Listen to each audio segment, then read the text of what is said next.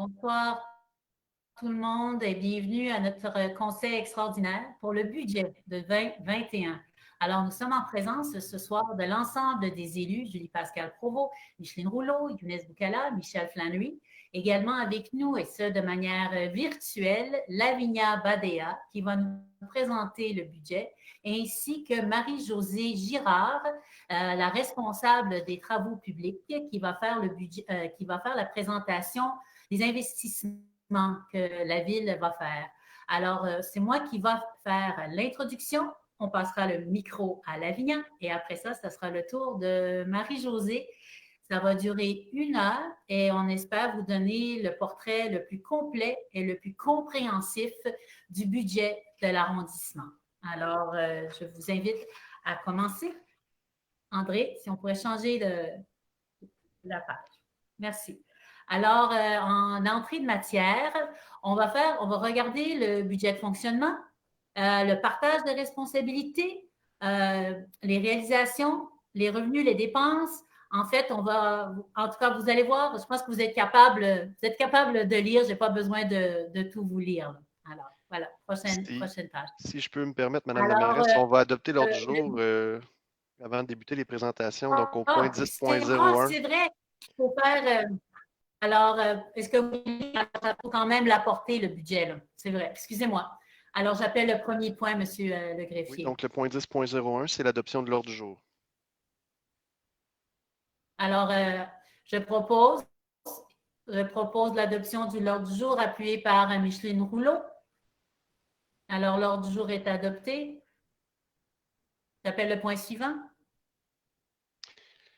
En fait, maintenant, on peut y aller avec les présentations du budget. Maintenant, on peut y aller, d'accord. Alors, est-ce qu'il faut aussi appeler le point quand vient le temps du PDI ou on y va d'un coup? On va d'abord faire les présentations, ensuite on adoptera le tout. D'accord, merci. Alors, je vais continuer. Je ne vois pas à l'écran. Alors, c'est pas grave. Alors, le budget de l'arrondissement de la Chine est préparé historique. Pardon? Oui, c'est bien. Alors, on est dans le contexte historique d'une pandémie. Au moment d'établir ce budget, l'impact de celle-ci sur l'économie est encore certaine. Une crise économique est toutefois prévisible et dans cette éventualité, les revenus escomptés seraient moindres. On espère que ça ira bien, mais il faut quand même se préparer comme si ça n'irait pas bien. Alors, il faut être préparé. De plus, si un nouveau confinement survenait, l'offre d'activités culturelles et sportives de l'arrondissement s'en trouverait affectée. En 2020, la mise sur pause de l'économie a obligé la Ville de Montréal à revoir ses prévisions budgétaires. Le confinement a eu un impact majeur sur l'offre sportive et en loisirs. Je pense qu'on en est tous très conscients, ainsi que sur les émissions des permis de construction. L'arrondissement de la Chine a participé à hauteur de presque 1 million de dollars, 979 et 200 000, à l'effort collectif de réduction des dépenses de la ville. Tous les arrondissements ont dû faire des restrictions budgétaires à travers la ville et la ville-centre également. On a fait un premier exercice de ce genre il y a quelques mois.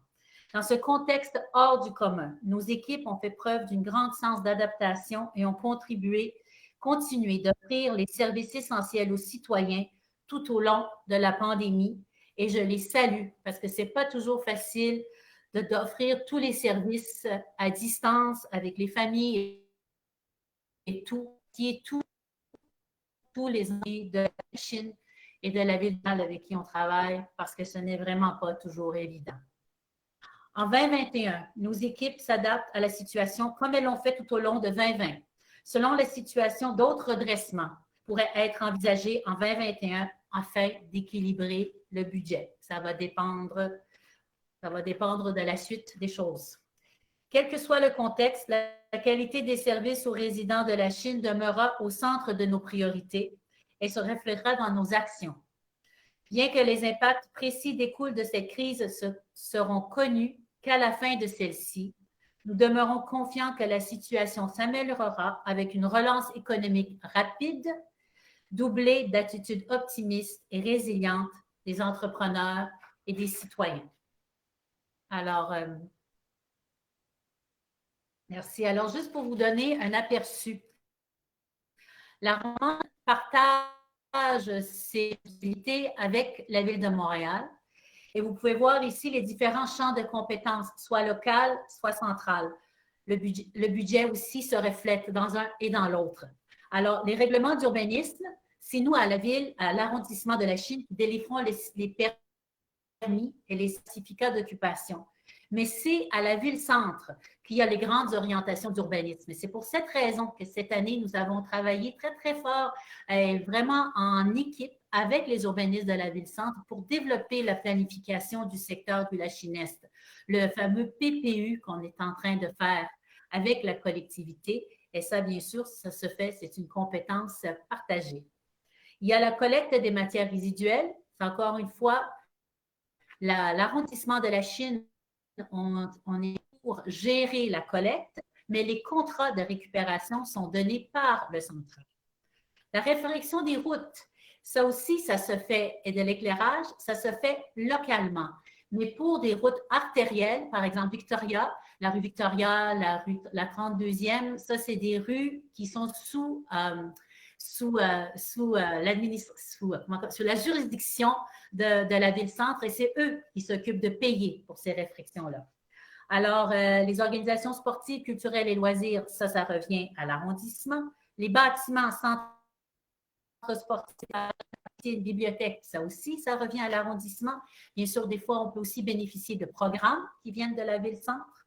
La cour municipale, toutes les petites créances et les affaires juridiques, le contentieux, ça fait partie de la Ville de Montréal. Le transport en commun, la Ville de Montréal, l'agglomération de Montréal. Les soutiens financiers, matériels, techniques, professionnels et organismes culturels, tout ça, c'est à l'arrondissement, ainsi que les communications qui se font localement. La gestion de l'eau, les égouts, aqueducs, quant à elle, tout ça se fait à la ville-centre et en fait aussi pour l'ensemble de l'agglomération.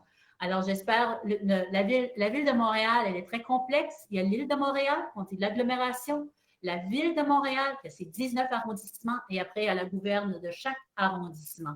Alors, tout ça est interrelié et nos budgets sont interreliés également. J'appelle la diapositive suivante. Alors, on est à près de 47 000 résidents. On a monté de plus de 2 000 personnes depuis quelques années.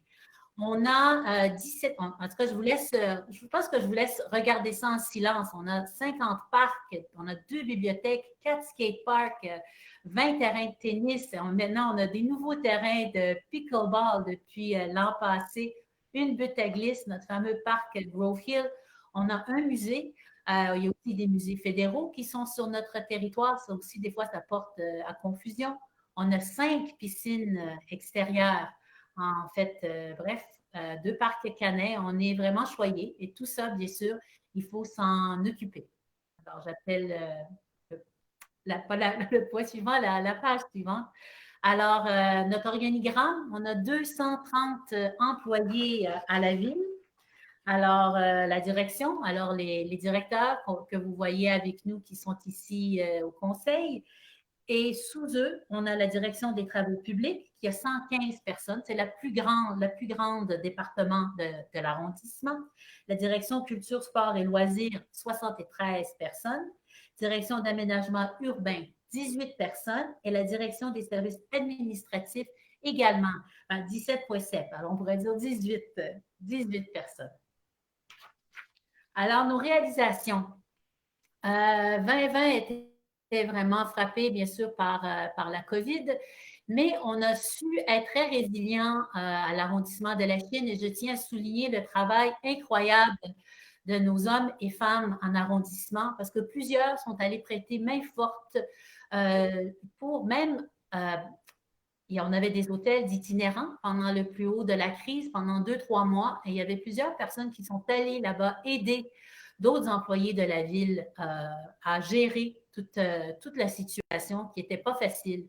Et il y avait aussi les banques alimentaires. Certains de nos employés d'ici allaient à la ville-centre pour aider à distribuer la nourriture. Et même à l'arrondissement, on s'est arrangé qu'au Parc La Salle, il y a eu des distributions de nourriture. Et d'ailleurs, même mon cabinet y a participé. Tous les mercredis après-midi, malheureusement, c'est fini. Depuis déjà une semaine, mais il y a d'autres banques alimentaires qui continuent parce qu'on a un fonds local qu'on a mis en place qui aide les organismes qui viennent en aide à nos résidents et qui viennent en aide directement sur le terrain pour nos citoyens. On a aussi une brigade solidaire parce que nous, on n'a pas de tandem pour prévention de la criminalité. On n'était pas assez bien équipés, on trouvait, pour imposer la distanciation, éduquer les gens de comment bien faire, s'occuper des jeunes dans les écoles. Alors maintenant, la brigade solidaire, elle est très, très, très active et on espère la garder pour encore quelques mois à l'arrondissement. Et je tiens aussi à remercier les gens qui ont travaillé pour les appels pour les personnes âgées qui étaient seules à la maison et qui au début ne savaient pas trop quoi faire au début du confinement. Il y a eu plusieurs jours de travail et plusieurs personnes étaient affectées à sa tâche qui était très appréciée.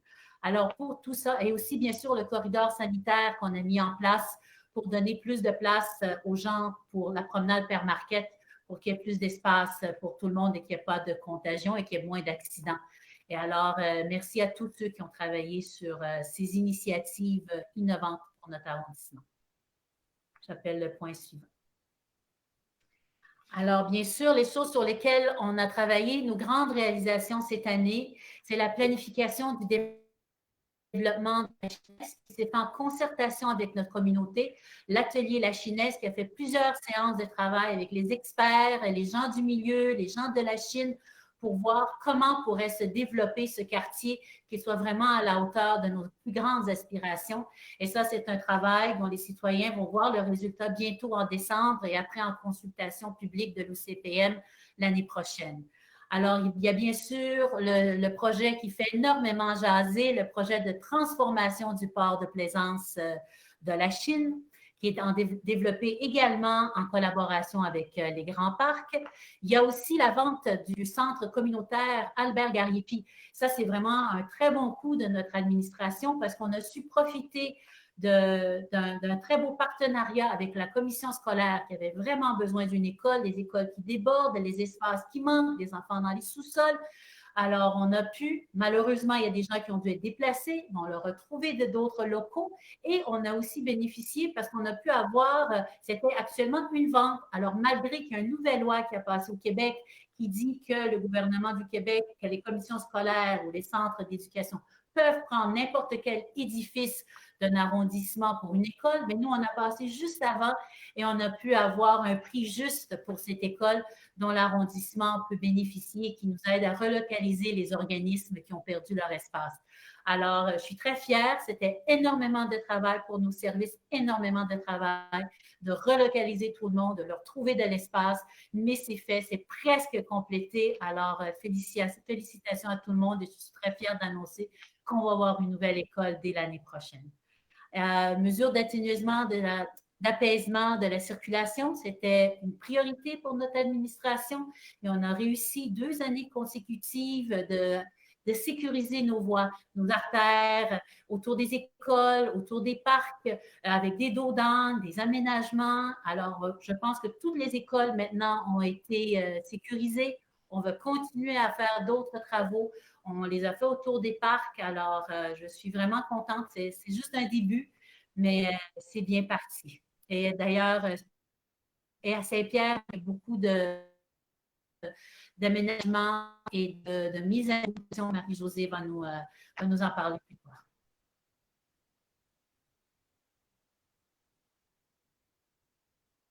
Alors, les investissements pour 2020, alors les bâtiments municipaux, On a refait la toiture de la vieille brasserie. Je ne sais pas si vous avez vu, mais ça fait très chic, c'est très beau. C'est vraiment d'époque. C'est une toiture métallique.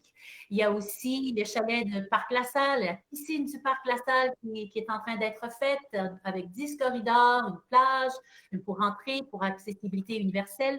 Et je viens de dire le chalet au complet qui va être refait à l'intérieur. Et aussi la toiture du parc, du chalet du parc Kirkland qui est en train de se faire une beauté. Bien sûr, les terrains de soccer et de football, le terrain synthétique de Dalbevio et la piste d'athlétisme, très grand investissement qui est aussi au profit de notre population. Et dans la voirie, on a fait plusieurs rues, beaucoup plus au début de notre mandat, un peu moins maintenant, mais ça continue. Plusieurs rues ont été refaites, les égouts, aqueducs aussi à certains endroits. Il faut que se mette tout du gainage qui est en train de faire une nouvelle technique qui coûte moins cher. Alors voilà. Alors maintenant, je vais passer la parole à Lavinia, la directrice des finances pour notre arrondissement. La parole est à vous, Madame Badea. Bonsoir. Je suis chef de division en ressources financières, pas encore directrice. Alors, on va regarder ensemble le budget de fonctionnement qu'on appelle aussi budget d'opération, la planification en fait des opérations pour l'année prochaine. Le budget de dépenses a été établi à 30 199 700 pour l'année 2021 et on a toujours à notre disposition 4 sources de financement. On parle des transferts centraux, ce sont des crédits qui nous sont remis par l'administration centrale, sont en fait des montants aussi qui ont été payés par les taxes des citoyens de la Chine. On complète notre financement avec les revenus provenant de la tarification locale, tout ce qu'on encaisse pour les installations sportives, les activités culturelles, les spectacles, les permis qui sont les permis chargés par l'arrondissement. Et on parle aussi d'une taxe locale. On vous expliquera, on verra le détail ensemble sur les pages suivantes. Et à la fin, pour obtenir un budget équilibré, si les 3 premières sources de financement ne sont pas suffisantes, l'arrondissement peut se tourner vers la réserve du surplus et utiliser certains montants. Page suivante, s'il vous plaît. Il y a 2 faits saillants pour le budget 2021. En ce qui concerne, quand on regarde en fait les crédits, puis le financement, on s'est dit que on vise le maintien des services en période de pandémie, tout en livrant aux citoyens le niveau et la qualité des services qu'ils désirent avoir. Alors, en ce qui concerne la taxation, on parle du respect de la capacité de payer des citoyens. L'arrondissement, la Chine, détient 2 taxes locales. En fait, on a une taxe qu'on appelle aussi la taxe à la porte. C'est un tarif unitaire pour l'entretien et la propreté et le montant est de 49,52 sous par résidence et il est inchangé depuis 2017. Il n'a jamais été augmenté donc depuis quelques ans. Et l'autre élément de la taxation, on parle d'une faible indexation de 2% par rapport à 2020, en lien avec l'espace fiscal cédé aux arrondissements. Comme vous le savez probablement, depuis 2012, les arrondissements bénéficient d'un montant de 5 sous pour 100 $ d'évaluation. Et à chaque année, l'arrondissement peut décider s'il y aura indexation de ce montant. Alors, pour 2021, on parle d'un taux de taxation de 0,0513 sous pour chaque 100 $ d'évaluation. Et ce tarif était l'année passée et présentement, en 2020, de 0,0524. Page suivante, s'il vous plaît. L'autre fait saillant, on disait toujours, on est dans un contexte historique, l'effet de la pandémie, on parlera longtemps sur cette période. L'année 2020 a été marquée par une importante pause économique au début. On a eu des mesures, on a toujours des mesures de distanciation, un confinement général au printemps, des fermetures sectorielles durant l'été. Aujourd'hui encore, on a eu des annonces très importantes. Donc, tout ce contexte a des importantes impacts sur les activités culturelles, sportives et économiques de l'arrondissement. Et au moment d'établir ce budget et de faire la planification pour l'année prochaine, nous ne savons pas vraiment qu'est-ce qui nous attend. Alors, on prévoit peut-être éventuellement, s'il y a toujours arrêt des activités l'année prochaine, des déficits au niveau des revenus sont évidents cette année. On est en train d'analyser tous notre situation budgétaire et les rendez-vous, les revenus ne sont pas au rendez-vous. Mais en contrepartie, on dit les pauses économiques et l'annulation des activités ont fait de sorte que les budgets de dépenses ne sont pas utilisés non plus. Alors, la perte des revenus sera atténuée, sinon épongée d'ici la fin de l'année. Et l'exercice sera pareil probablement l'année prochaine.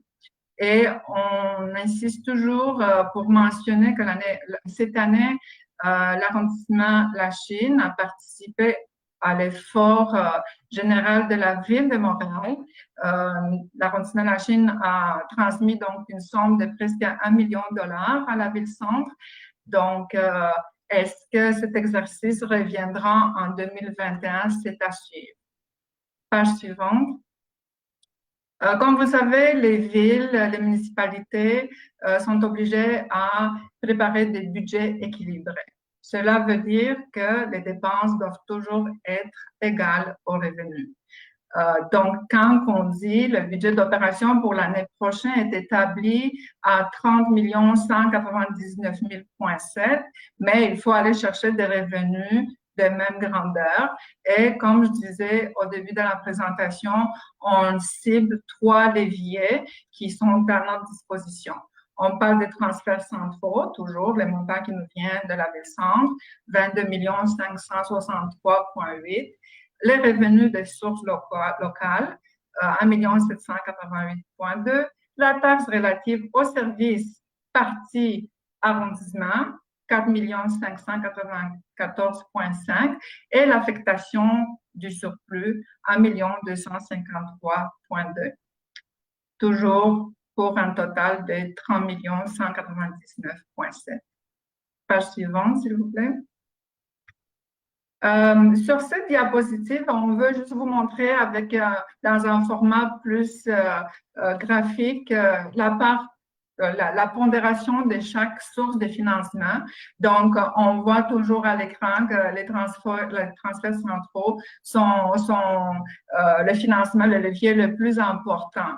Parce que souvent, quand on dit de quelle façon les villes peuvent se financer, mais on dit toujours c'est surtout par les taxes. Alors, les transferts centraux pour l'année 2021 ont été établis à 22 563,8, qui est une augmentation de 694,500 par rapport à l'année passée. Les revenus locaux, on constate à l'écran une diminution assez importante à partir, on a 1 788,2 en 2021 par rapport à 3 820,4 en 2020, puis on va regarder le détail ensemble de cette variation, le pourquoi de cette modification.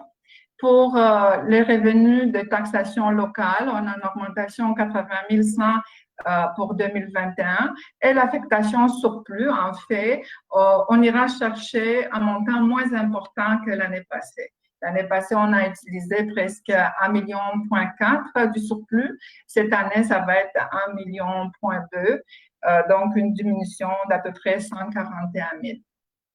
Page suivante. On disait tantôt, on regardera plus en détail qu'est-ce qui arrive au niveau des revenus des sources locales. On a un budget de 3 820,4 en 2020 et on voit bien qu'il y a une diminution de presque 2 millions ou 2 millions 32,2 par rapport en 2021 par rapport à 2020.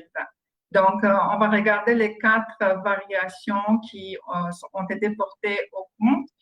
On parle d'un montant de 1 415,7 pour suite au changement d'émission pour le bord de plaisance. Donc, ce budget, il est retiré de l'enveloppe budgétaire de l'arrondissement. On parle aussi d'un montant de 543 000 qui est retiré de l'enveloppe budgétaire. C'est suite à la fermeture du point de service SAQ. Et d'autres petits montants, on parle d'un 72 000 qui est en fait centralisé par la ville-centre pour les amendes de remorquage lors des opérations de déneigement et la fin d'une subvention de 1 500. Donc, l'arrondissement bénéficiera, ou plutôt l'arrondissement prévoit encaisser des sommes pour un total de 1 788,2 en 2021. Si pas de confinement, pas de pause économique et si les affaires fonctionneront comme dans des temps sans pandémie. Page suivante, s'il vous plaît. Ici, on regarde toujours les mêmes revenus. D'une façon, on a voulu les montrer par répartition, par direction, juste pour montrer la différence toujours 2021 par rapport à 2020. Et on voit en fait que 3 directions ont des cibles de revenus assez égales. On parle de la direction de la culture, sport, loisirs, qui détient des cibles de revenus pour 682,2. La direction des services administratifs et projets urbains doivent encaisser autour de 584,4 en 2021. Puis en passant, en fait, la culture, on parle toujours tout ce qui est activités culturelles sportives. Pour les services administratifs, on parle sont des revenus qui viennent surtout des panneaux publicitaires. Et pour la direction de l'aménagement urbain, ce sont les permis puis les demandes d'occupation publique pour un total de 405 000,4. Page suivante. Merci. En ce qui concerne la taxation foncière, je vous disais au début de la présentation, on va regarder un peu le détail de quoi on parle quand on dit taxation foncière propre à l'arrondissement. Chaque citoyen trouvera sur le compte des taxes, en fait, des montants qui viennent d'à peu près 4 paliers. On a un montant qui est le plus important, qui fait référence à la taxation de la ville-centre.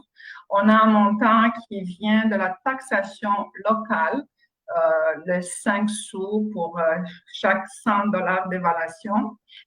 Et il y a aussi d'autres montants qui se retrouvent sur notre compte de taxes, un montant pour la taxe pour le service de l'eau, puis un montant aussi pour la voirie. Donc, cette page, en fait, présente juste la question entourant la taxation locale sur laquelle l'arrondissement a le pouvoir. Et on dit qu'en 2021, la taxation locale apportera au fonds de l'arrondissement un total de 4 514,5, qui est une augmentation de 90 100 par rapport à 2020. On parle d'une variation juste faible de 2%. Et si on regarde la colonne 2021, on a pris 4 exemples de résidences. On voit par exemple que pour une résidence qui sera évaluée à 350 000 en 2021, le compte de taxes, le montant que le résident paiera pour la Chine, se chiffrera autour de 179,55 $. Donc, le taux 2021 diminue par rapport à celui de 2020 et par rapport à celui de 2019. La page suivante. En ce qui concerne le budget des dépenses, parce que jusqu'à maintenant, on a regardé le budget des revenus, puis maintenant, en contrepartie, toujours au même montant, 30 199,7. On va regarder ensemble le comparatif des dépenses. Les deux images, en fait, par les deux images, on a voulu vous montrer en fait la pondération des grandes familles de dépenses qui sont dans un budget. Et on voit que pour 2021 et pour 2020, la part la plus importante revient à la rémunération et aux charges sociales. On parle d'un montant de 20 348 000,4.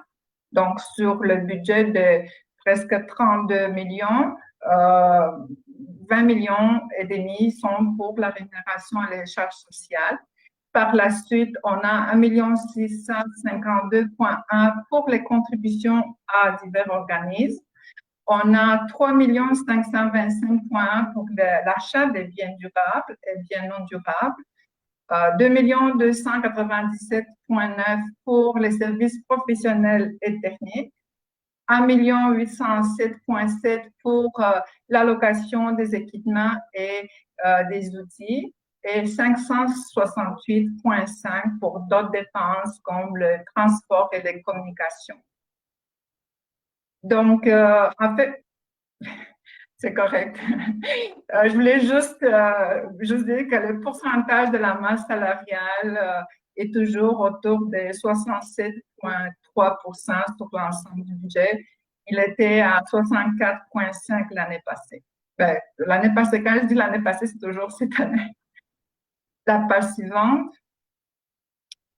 Ici, on a voulu vous montrer la répartition des dépenses par direction.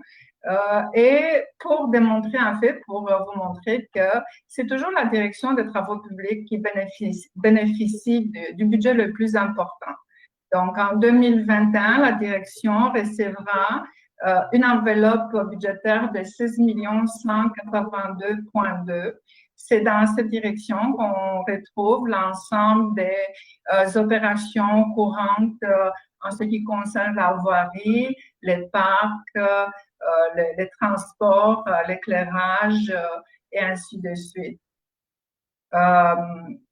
La direction qui reçoit la deuxième part la plus importante du budget, c'est bien sûr la direction de la culture, sport, loisirs, développement social, qui se verra attribuer une enveloppe de 7 526,2 en 2021.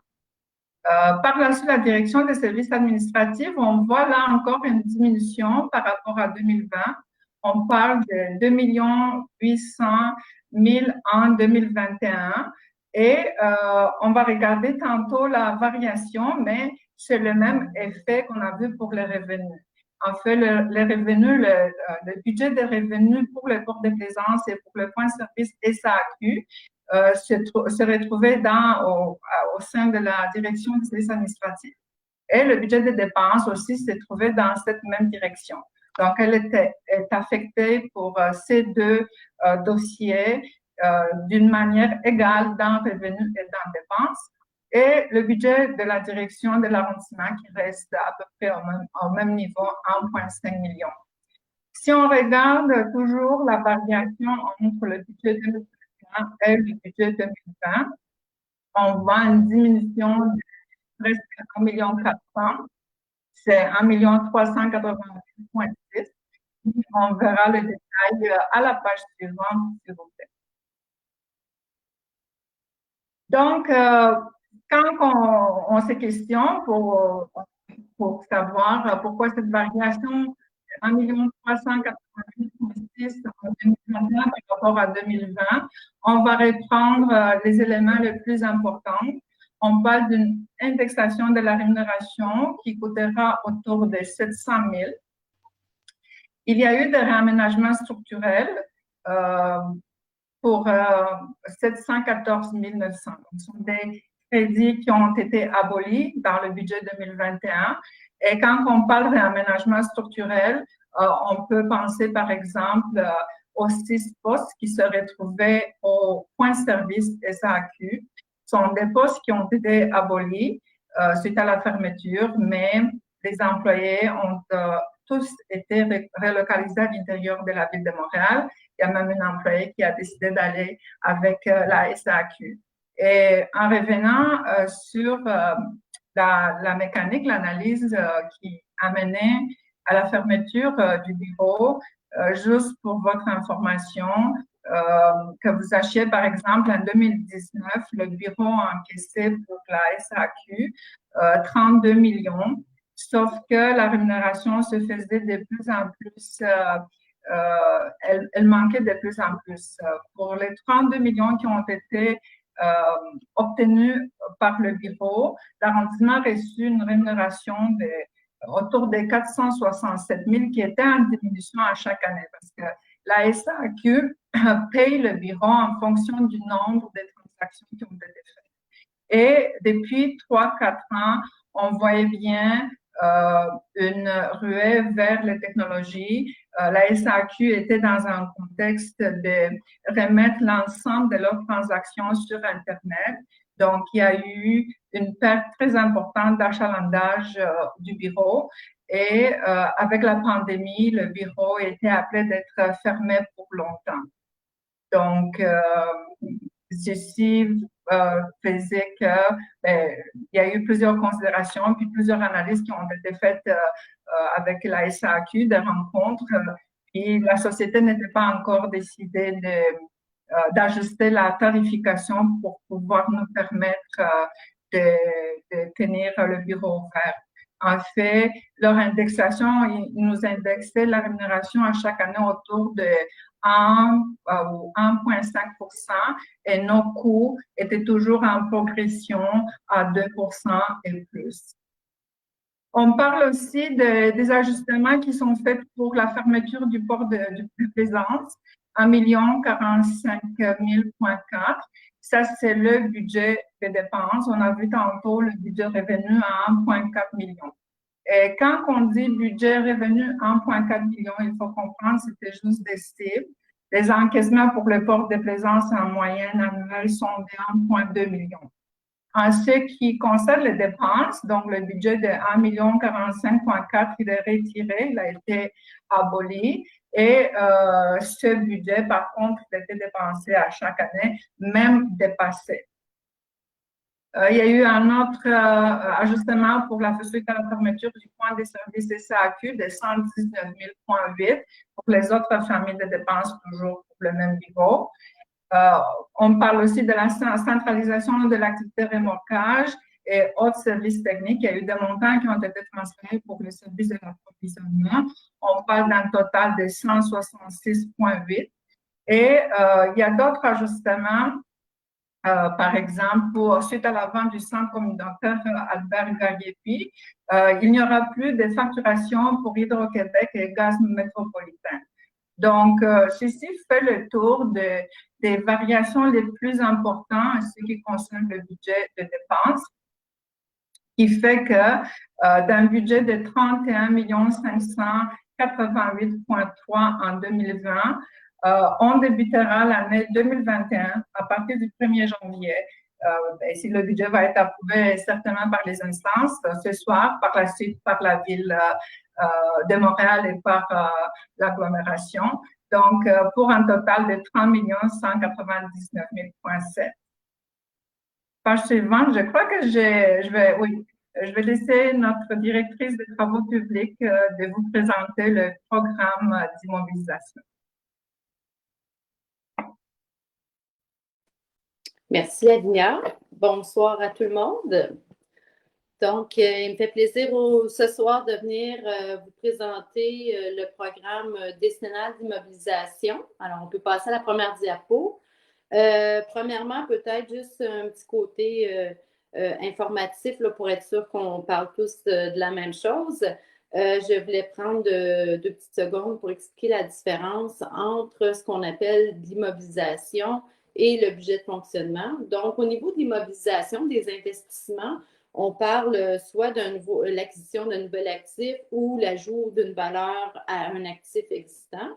alors que le budget de fonctionnement, il se peut que j'aie des projets en budget de fonctionnement, mais alors on parle juste de maintien d'actifs.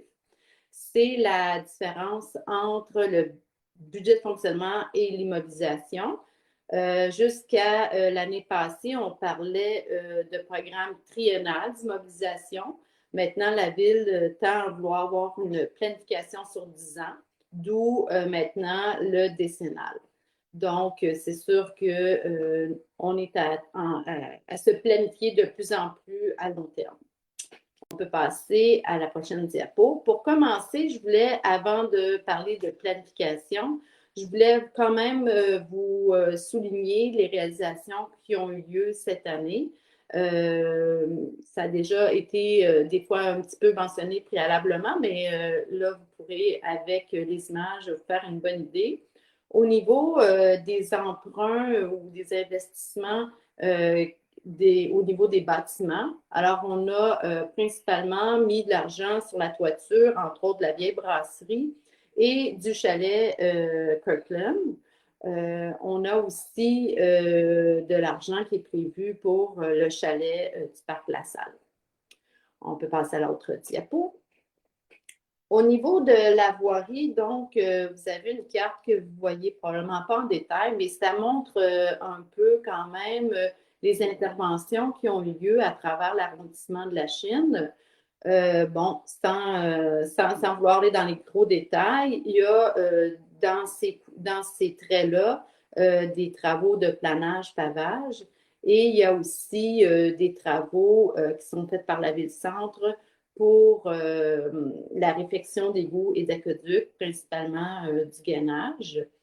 Tout ce qui est trottoir n'apparaît pas nécessairement dans cette image-là, mais il y a aussi la voirie comprend aussi tout ce qui est trottoir et éclairage.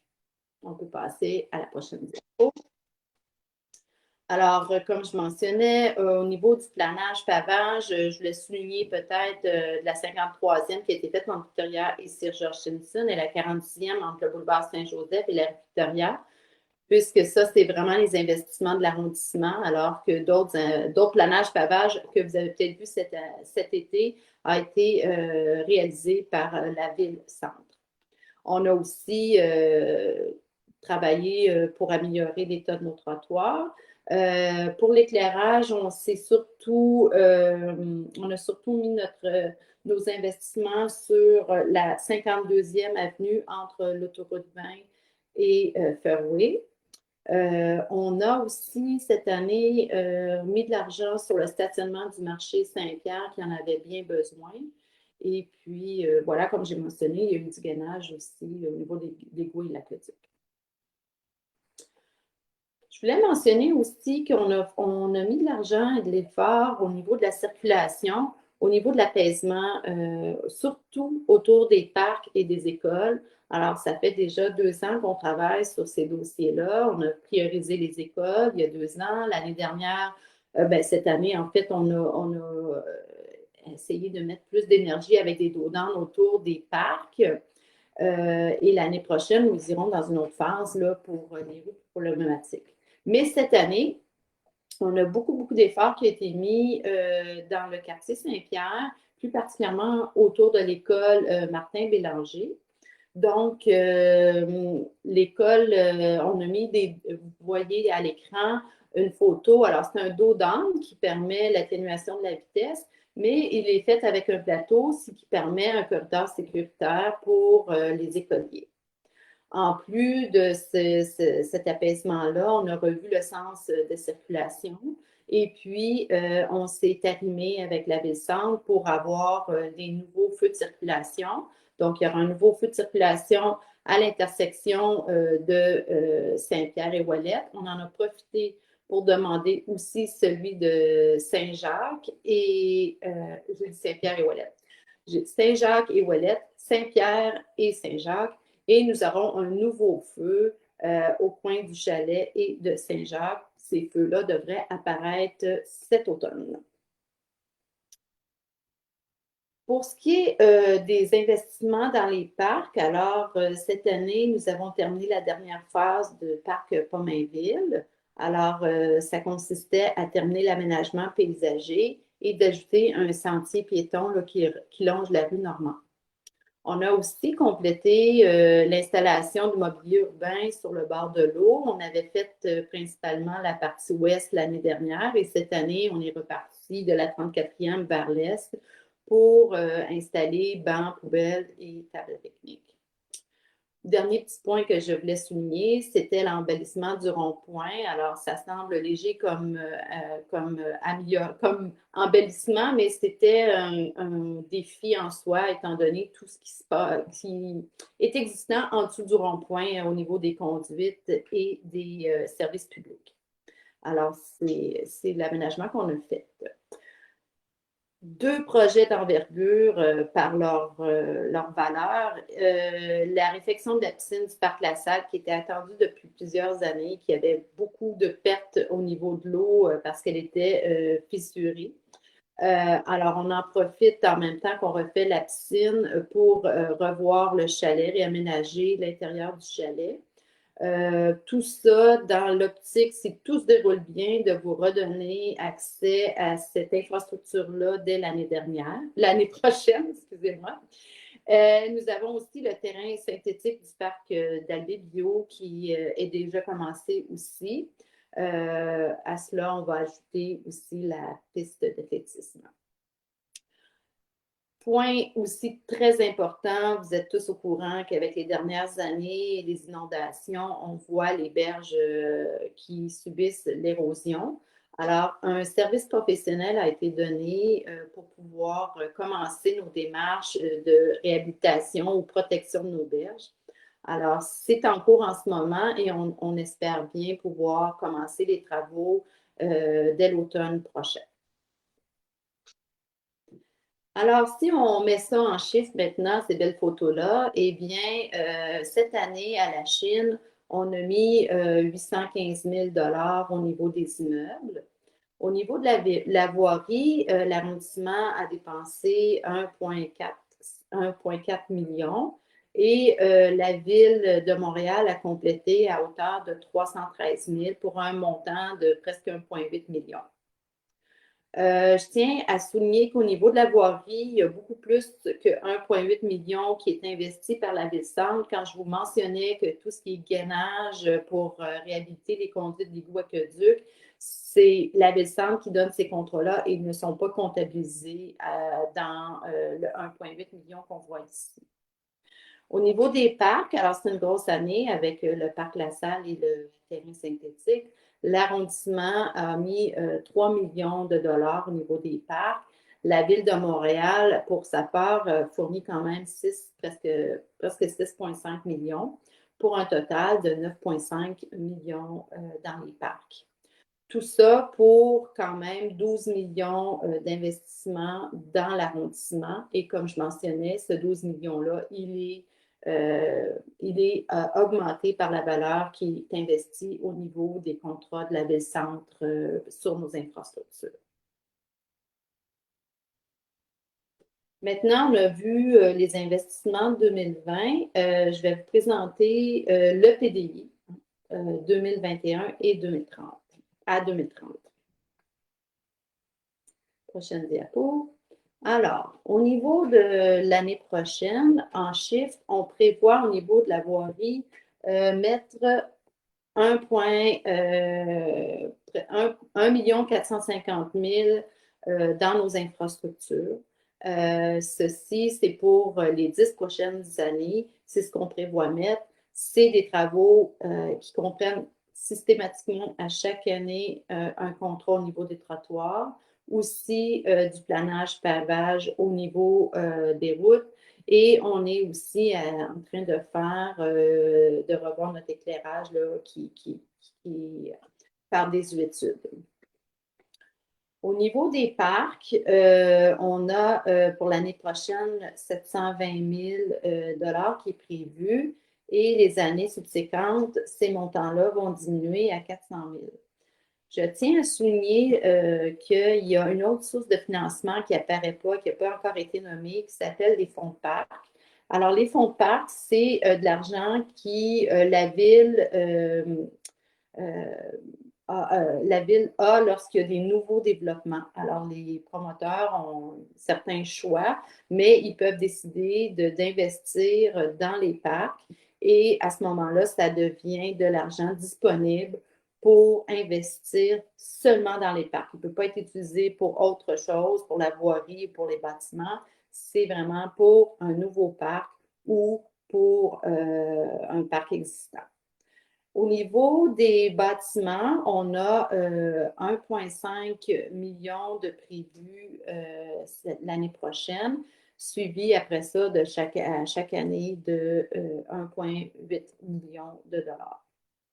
Alors, le 3 points, presque 7 millions annuels, ben, ça devient 36,8 millions en 10 ans. Prochaine diapo. Donc, qu'est-ce qu'on va faire pour 2020 avec l'argent que je viens de vous présenter? Au niveau des immeubles, ce qui est prévu, c'est de revoir tout le système de chauffage, ventilation et d'air climatisé du centre technique. Alors, l'endroit où il y a la machinerie et beaucoup d'employés de la ville, de l'arrondissement de la Chine. On doit revoir aussi les systèmes alarme incendie de nos bâtiments. Alors, ce sera les 2 gros projets pour 2021. Au niveau de la voirie, j'en ai parlé un petit peu plus tôt. Alors, on continue la sécurisation des déplacements. Il va y avoir un autre projet au niveau de dos d'âne pour s'assurer d'apaiser la vitesse dans les rues.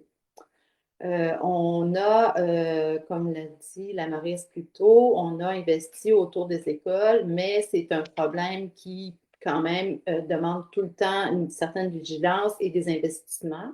Alors, l'année prochaine, on veut axer vraiment nos actions sur l'école Victor-Terrien et puis on continue nos trottoirs et nos routes. Les parcs espaces verts, alors on continue la piscine du parc La Salle jusqu'en juin et son chalet. Et puis, il y aura le terrain synthétique et la piste d'athlétisme qui continue.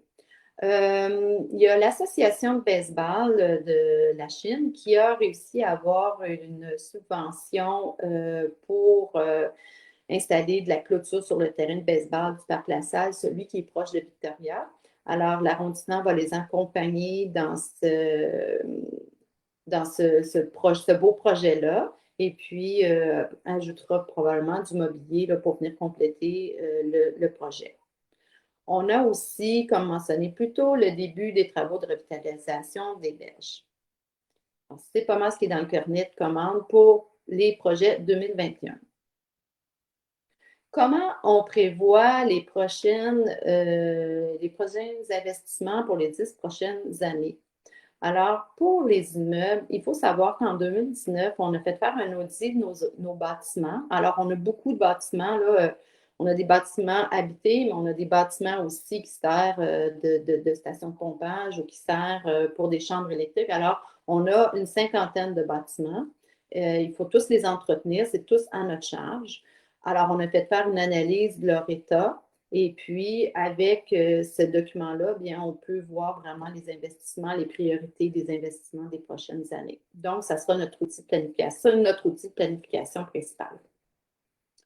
Au niveau de la voirie, alors, il faut savoir que la Ville-Centre vient faire des travaux et certaines fois, bon, on va faire de l'égout, de l'aqueduc, mais ne touche pas des trottoirs d'un côté de la rue parce qu'ils n'ont pas besoin de faire d'investissement. Alors, nous, on s'assure, pour que ça se fasse un beau projet intégré, de mettre l'argent pour compléter puis s'assurer que la rue, elle est complètement mis à neuf et on ne viendra pas retravailler un an ou 2 après.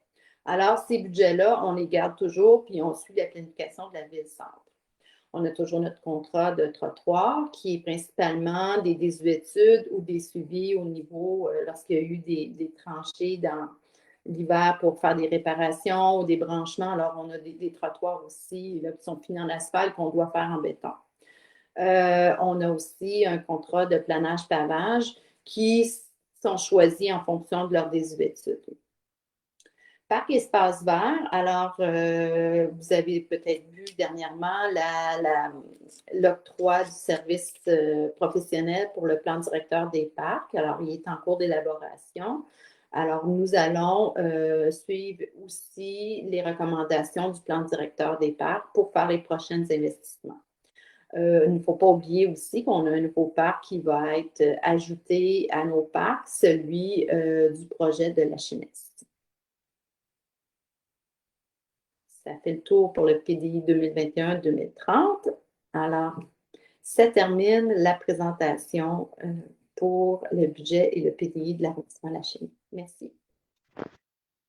Alors, merci. Merci à vous deux pour cette excellente présentation, très, très claire. J'espère que vous avez compris l'ensemble des interventions. Et si jamais vous avez des questions, vous pouvez quand même encore nous les envoyer à nos adresses courriel et on va vous répondre. Mais je pense qu'on a eu, non, avant de parler de tout ça et de passer aux questions, on doit adopter notre budget. Alors, Monsieur Le Guin. Madame la mairesse, j'aimerais prendre la parole. Alors, vous allez m'autoriser. OK. Avant d'adopter les prévisions budgétaires? Ah oui, avant l'adoption du budget. J'aimerais juste intervenir un court moment pour rappeler une chose, c'est qu'on a une séance qui doit débuter à 19h. Alors, il faudra éventuellement suspendre celle-ci, débuter la prochaine et revenir par la suite. OK, on va essayer de faire ça rapidement. Alors, j'appelle le point à l'ordre du jour, le point 30.01, les prévisions proposées moi-même et appuyées par Micheline Rouleau. Et si quelqu'un ne veut pas voter, veut voter contre, je vous demande, Mme Provost, de vous exprimer. Allez-y. Alors, merci. Tout d'abord, je tiens à dire que je suis très, très satisfaite du travail et des présentations qui a été faites par les fonctionnaires en charge de nous présenter les budgets. Donc, merci, Madame Badea. Merci beaucoup, Madame Girard, pour ces présentations. Maintenant, et je suis très, très à l'aise avec pratiquement l'ensemble du budget, mais par souci de cohérence, et étant donné qu'il n'y a pas eu de suivi sur le dossier du port de Plaisance depuis le dernier conseil d'arrondissement, je dois exprimer mon malaise parce que dans le budget actuel, on se trouve à nous couper d'actifs qui génèrent des profits. Donc, dans la mesure où nous avons cessé nos activités avec la SAAQ et dans la mesure où on se coupe des revenus positifs qui étaient générés par le port de Plaisance, c'est pour moi, j'éprouve un profond malaise à voter en ce sens. D'autant que suite au conseil du dernier mois, il a été porté à notre attention que nous n'étions pas propriétaires des lieux sur lesquels on souhaite faire un nouveau parc riverain. Donc, pour moi, c'est un élément majeur que l'on doit considérer parce que ma grande crainte à l'heure actuelle, c'est qu'on se retrouve dans un an avec un terrain en friche. Et pour moi, ce serait, pour moi, puis pour tous les concitoyens du secteur, un problème très, très important, étant donné la conjoncture, étant donné les problèmes financiers qui sont présents au sein de l'arrondissement et de la ville-centre à cause de la pandémie. Donc, tout ça mis ensemble me préoccupe énormément, me pose problème de prendre position par rapport à un terrain qui n'est pas le nôtre et de nous couper de revenus importants par rapport à ce qu'on est capable de générer. Donc, dans les circonstances, je demande le vote parce que c'est l'élément qui fait, c'est le seul, mais pour moi, il est suffisamment important pour demander le vote. C'est très clair. Je m'excuse, je vais aller rapidement parce qu'il nous reste 1 minute puis on a deux votes à faire. Alors, d'accord, j'appelle le vote. Alors, je vais dire, moi, je vote pour le budget, bien sûr. Est-ce que d'autres personnes aussi, Madame Provost, vous votez contre? Alors, Micheline Rouleau. Alors oui, c'est ce que j'exprimais. Je vote contre le budget pour les raisons que je viens de présenter. Merci beaucoup. Alors, Micheline Rouleau, s'il vous plaît. Pour. Merci, Micheline. Et Michel Flannery?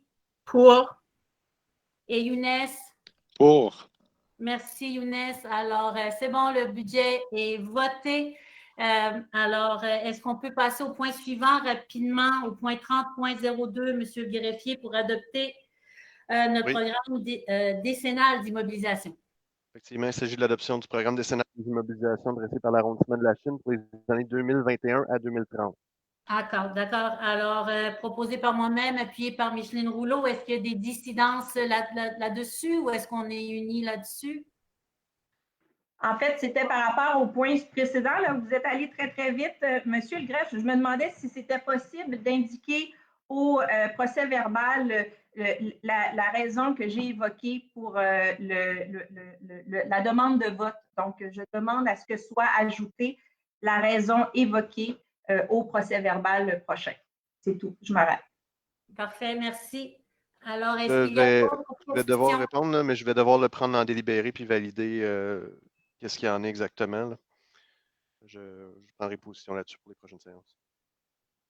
Merci. Est-ce qu'on peut passer à l'autre conseil ou est-ce qu'on doit faire autre chose, M. Non, normalement, on aurait la période de questions du public, donc malheureusement, on va devoir suspendre. Mais on va répondre à on répondra à Mme Vallée au prochain conseil, alors, au deuxième. C'est bon, on répondra à l'ensemble des questions au prochain. Non, malheureusement, on ne peut pas faire ça. Mais il faut absolument le faire dans le contexte de cette séance-ci, parce que c'est une séance spéciale budget PTI. Je pourrais dire rapidement à Mme Vallée, je connais la question, elle se demandait pour les étangs, du parc Saint-Louis. En fait, on a eu d'autres questions depuis la dernière fois, donc on risque de dépasser largement sur l'autre séance. On n'a vraiment pas le choix, il faut suspendre. Mais est-ce qu'on pourrait peut-être repousser l'autre séance? On ne peut pas? C'est exactement ce qu'on va faire. On va fermer une, ouvrir l'autre et revenir. Ah, d'accord, parfait. Donc, j'ai besoin d'un proposeur appuyeur pour la suspension. Je propose. J'appuie. Okay. Oui, donc on suspend. On débute donc la séance régulière. OK. Je vais juste ouvrir mon rapport d'assemblée. Donc, séance suspendue à 19h02. Cette séance, on va revenir à l'autre, c'est ça? Non, en fait, on va la débuter et la suspendre immédiatement. Donc, on débute à 19h02. Donc, j'aurai besoin, avant de débuter, donc d'un proposeur et appuyeur pour la suspension de la séance. Alors, je propose la suspension. J'appuie, c'est Michel.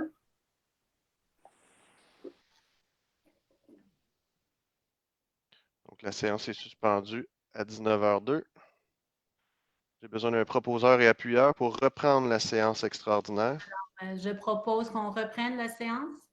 J'appuie, c'est Michel.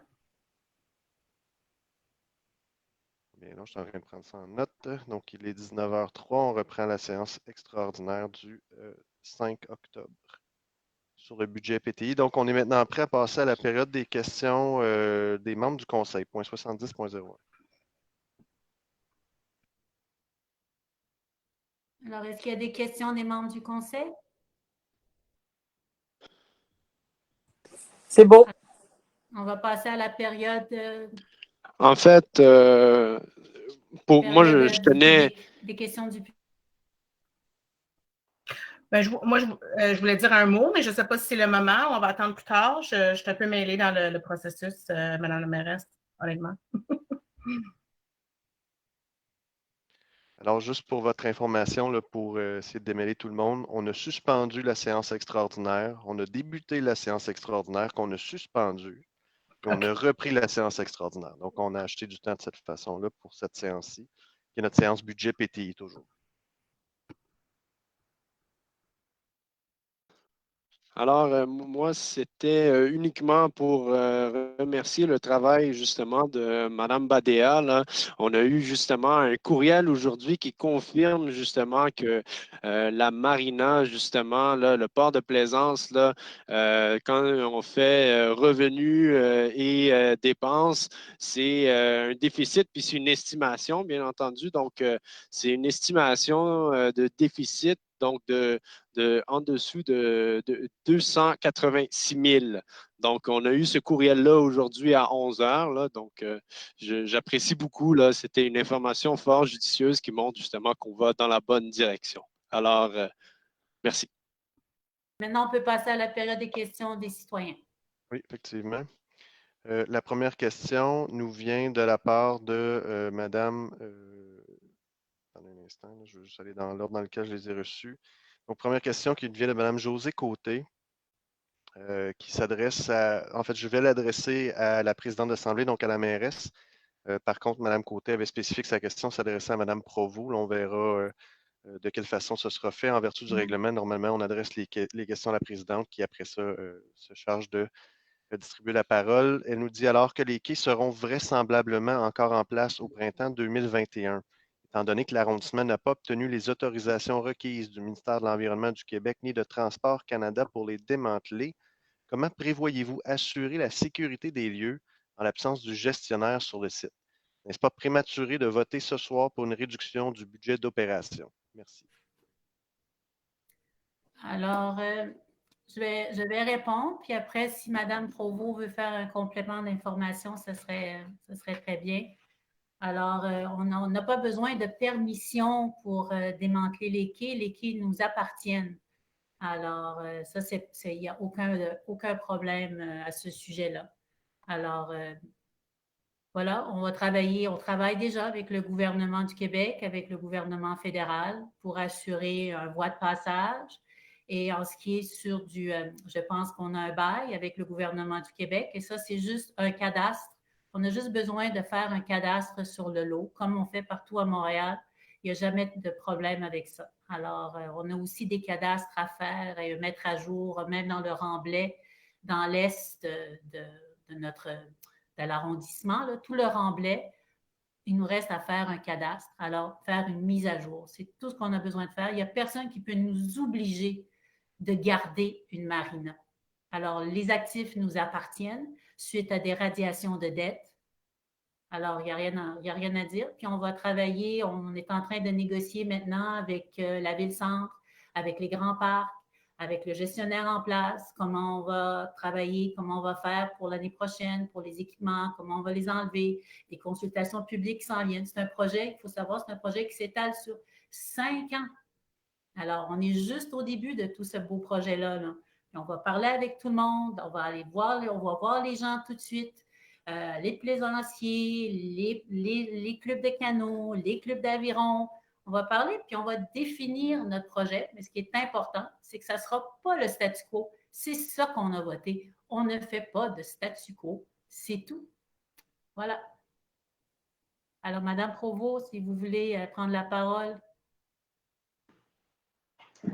En fait, j'ai pas du tout en fait la même lecture. Pour ce qui est des aménagements qui se trouvent dans les espaces où se situe le port de Plaisance, moi, en fonction du bail auquel j'ai eu accès, alors les infrastructures ne nous appartiennent pas. Donc, j'en ai déjà parlé à mes collègues en leur disant que j'éprouvais un profond malaise à ce que l'on légifère ou à ce qu'on soit préoccupé par ce qui pourrait advenir d'un espace qui ne nous appartient pas. Maintenant, donc ça, c'était par rapport à votre question sur les quais.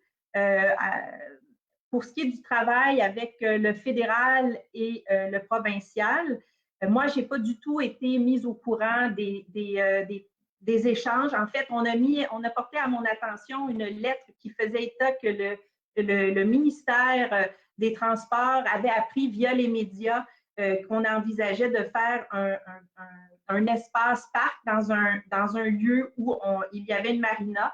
Je crois qu'il y a eu des échanges par la suite, mais j'en suis pas davantage au courant.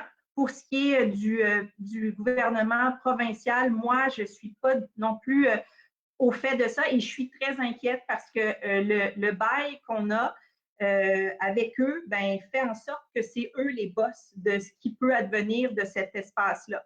C'est clairement dit que le bail est consenti uniquement aux fins suivantes, donc maintenir des aménagements servant pour fin de marina. Je lis le bail qui est devant moi, comprenant un terre-plein, des débarcadères flottants et un bassin d'utilisation.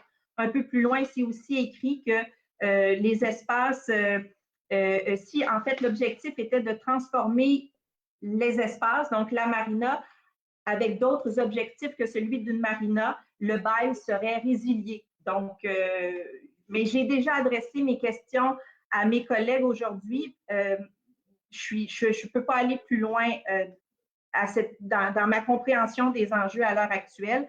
Et je réitère, je ne sais pas pourquoi on s'épanche sur ce qui va advenir de cet espace-là du fait qu'il ne nous appartient pas. Je suis désolée, Madame Côté, je ne peux pas aller plus loin dans ma réponse et je suis transparente dans ma compréhension des enjeux. Voilà. Merci beaucoup, Madame Provost. Est-ce qu'il y aura d'autres questions?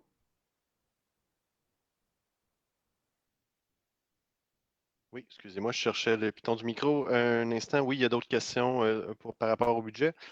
Une question qui nous vient de Mme Diane Vallée, qui nous dit que l'arrondissement a tenu une rencontre concernant les aménagements des bassins dans le parc du village Saint-Louis le 2 septembre. Les citoyens furent nombreux et vous ont partagé leur souhait de préserver les bassins, ruisseaux et chutes qui donnent un cachet au parc et au quartier. Dans le budget d'investissement adopté ce soir, nous aimerions connaître les montants alloués pour la remise en état des bassins du parc du quartier ou tout autre budget prévu pour ces travaux. Alors, Madame Vallée, vous allez être contente. On n'a pas mis de chiffres sur les états, mais c'est sûr qu'on a plus d'argent qu'on avait que quand on vous a rencontré, parce qu'il y a des nouveaux bâtiments qui se construisent sur la Chine, et en fait, un grand bâtiment, et ce bâtiment-là nous donne des frais de parc. En fait, c'était le jour suite à notre rencontre, où j'étais un peu désespérée parce qu'il nous restait juste 200 000 $ pour les parcs. On a reçu plus de 2 millions de dollars en frais de parc qui vont nous permettre de réaliser ce qu'on doit réaliser à l'arrondissement. Alors, la réparation des berges à certains endroits, il y a beaucoup d'aménagements qu'on doit faire et certainement, on va se pencher sur la question des ruisseaux et des étangs dans le village Saint-Louis.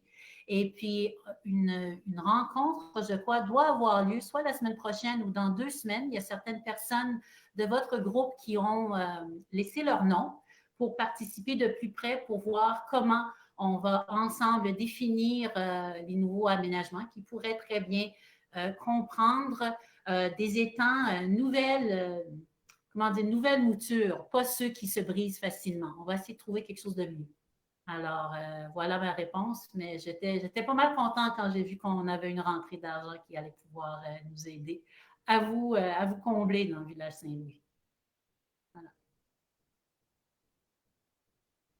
Donc, on passe à la question suivante, une question qui nous est adressée par M. Bernard Blanchet. Il y a 2 questions. Donc, la première, depuis 2013, quelle a été votre position en ce qui a trait au port de Plaisance? Vous étiez sur le conseil d'administration de Nauberge et vous avez voté à 2 reprises, en 2014 et 2018, pour l'octroi du contrat à Nauticité. Oui, j'ai été au courant quand je suis devenue conseillère. Et le port de Plaisance m'a toujours intriguée parce que la comptabilité du port de Plaisance n'était pas très claire. On n'avait pas l'Avinia Badea qu'on a aujourd'hui pour nous rendre ces choses-là très claires. Et c'est en 2015, quand la Ville de Montréal a regardé de plus près les finances de nos berges, qu'on a commencé à y voir plus clair. J'ai commencé alors on a siégé à 2 reprises depuis mon élection en 2013 pour fermer nos berges. On devait devenir administrateur pour clore et il y avait des procédures à suivre. Alors, devait avoir une couple de mois espacés, puis à chaque assemblée générale, on votait, puis il y avait différentes étapes à suivre. Il y avait juste une couple de milliers de dollars dans les comptes. Il était en fait inactif, Nauberge, parce qu'il y avait un contrat donné par la Ville de Montréal pendant que j'étais encore conseillère. Alors, j'ai siégé en fait pour fermer Nauberge. Voilà, c'est la raison pour laquelle j'ai fait ça. Et maintenant, on comprend beaucoup mieux les budgets. Et je vous invite à lire les documents préparés par la Ville avec beaucoup d'attention et le texte que j'ai publié sur la page Équipe Maya Vodanovich pour la Chine qui décrit très bien la situation budgétaire de Nauberge. Merci. Oui. Ah, je ne vous entends pas, Monsieur le greffier, vous êtes muté. Excusez-moi. Donc, deuxième question. Donc, on me souligne que ce n'est pas une question de nature fondamentalement budgétaire, sauf qu'à la demande de M. Blanchet, je les adresse donc dans le contexte de la séance budget. Donc, j'ai déjà adressé la première question. La deuxième, on nous indique que vous parlez de 3 faillites. Êtes-vous en mesure de nous faire parvenir un ou nous dire ce soir où l'on peut trouver cette information? Au registre des entreprises à la ligne faillite, il n'est inscrit aucune depuis la création de l'auberge le 1er octobre 1995. En plus, dans la documentation obtenue via l'accès à l'information. Merci. Alors, je vous invite encore une fois, en réponse à ça, M. Blanchet, j'ai écrit un long article avec tous les références. Je pense qu'il y a entre 30 et 40 références et certains des documents sont publics, d'autres sont accessibles via l'accès à l'information. Je pense que vous en avez plusieurs. Et effectivement, l'arrondissement et la ville par après, on a dû radier la dette. Alors, ce n'est pas une faillite comme telle, mais c'est une faillite technique, on pourrait dire. L'auberge était en défaut de paiement. Et pour pas que l'auberge fasse... En fait, ce n'était pas une auberge à l'époque. En fait, l'histoire est complexe. C'était le Yacht Club, l'Iroquois Yacht Club. En tout cas, je vous évite, je ne voudrais pas faire d'erreur ce soir en me mélangeant dans les noms. Mais allez voir le texte où les dates et les noms sont très précis parce que c'est un long historique sur plusieurs années.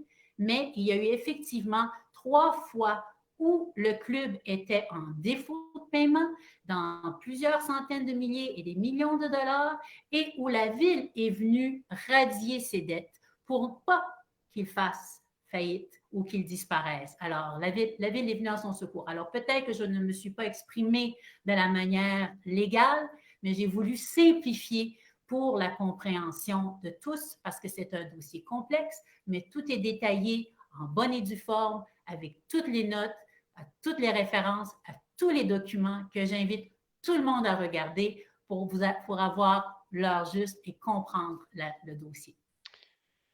Il y avait une sous-question sur les chiffres qui ont été présentés. On nous dit sur le dossier Marina, volet revenus et dépenses, comment laisser un montant excédentaire de 430 000 $ comme cible et laisser sur la table des revenus de 1 475 000 et des retombées économiques de 10 000 $. De 10 000 $, je pense que je connais leur chiffre, ce n'est pas 10 000, c'est 10 millions les retombées que les plaisanciers prétendent apporter. D'ailleurs, c'était sur des pancartes devant l'hôtel de ville qu'ils apportaient 10 millions à l'arrondissement, c'est-à-dire 10 millions dans la communauté. C'est 22 000 $ par bateau, par été. C'est pas mal beaucoup, en tout cas. Ce que je voulais dire, attendez, la question c'était le 400 000, les cibles budgétaires.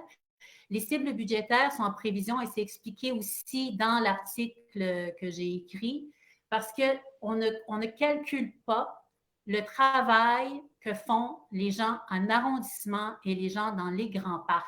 Alors, il y a beaucoup de travail qui se font dans l'émission des permis, c'est la ville qui fait la comptabilité, c'est la ville qui donne pour les quais, qui fait tous les transferts, c'est la ville qui s'assure d'obtenir les permis à tous les ans pour l'opération, c'est la ville qui signe le bail à tous les ans, c'est la ville qui fait beaucoup de choses. Puis à un moment donné, il y avait 4 employés sur 8 au Grand Parc qui étaient affectés à tout ça. Alors, c'est beaucoup, cet argent-là n'est pas comptabilisé dans les dépenses. Et c'est pour ça que la Ville-Centre nous donne un montant à tous les ans qui équivaut quelque part entre 250 et 350 000 qui nous garantissent. Puis la Ville-Centre ne donne pas de l'argent pour rien, je vous le garantis. Elle a calculé parce qu'elle sait que cet argent-là, c'est un manque à gagner pour la Ville.